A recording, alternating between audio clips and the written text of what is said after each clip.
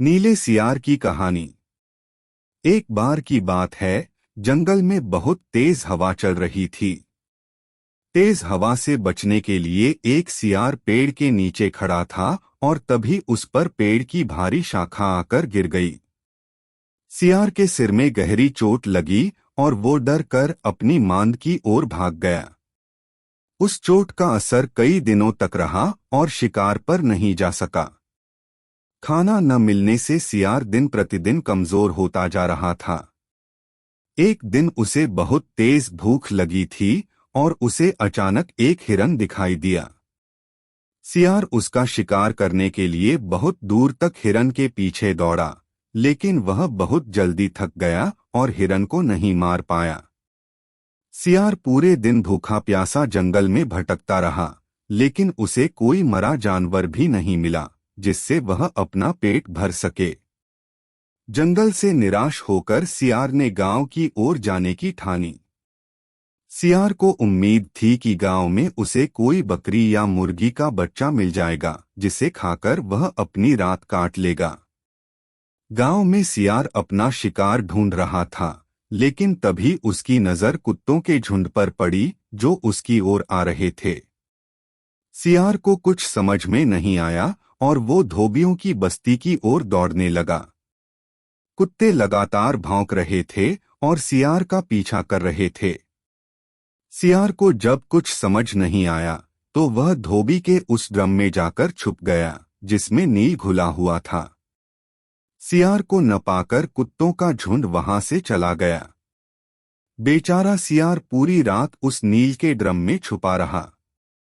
सुबह सवेरे जब वह ड्रम से बाहर आया तो उसने देखा कि उसका पूरा शरीर नीला हो गया है। सियार बहुत चालाक था। अपना रंग देखकर उसके दिमाग में एक आइडिया आया और वह वापस जंगल में आ गया। जंगल में पहुंचकर उसने ऐलान किया कि वह भगवान का संदेश देना चाहता है, इसलिए सारे जानवर एक जगह इकट्ठा हो जाएं।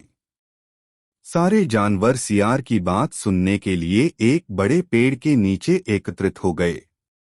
सियार ने जानवरों की सभा में कहा, क्या किसी ने कभी नीले रंग का कोई जानवर देखा है? मुझे ये अनोखा रंग भगवान ने दिया है और कहा है कि तुम जंगल पर राज करो। भगवान ने मुझसे कहा है कि जंगल के जानवरों का मार्गदर्शन करने की जिम्मेदारी तुम्हारी है। सभी जानवर सियार की बात मान गए। सब एक स्वर में बोले, कहिए महाराज, क्या आदेश है?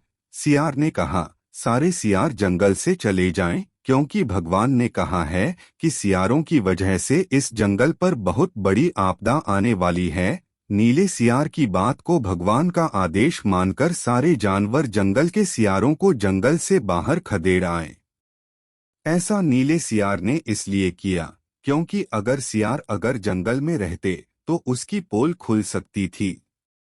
अब नीला सियार जंगल का राजा बन चुका था। मोर उसे पंखा झलते और बंदर उसके पैर दबाते।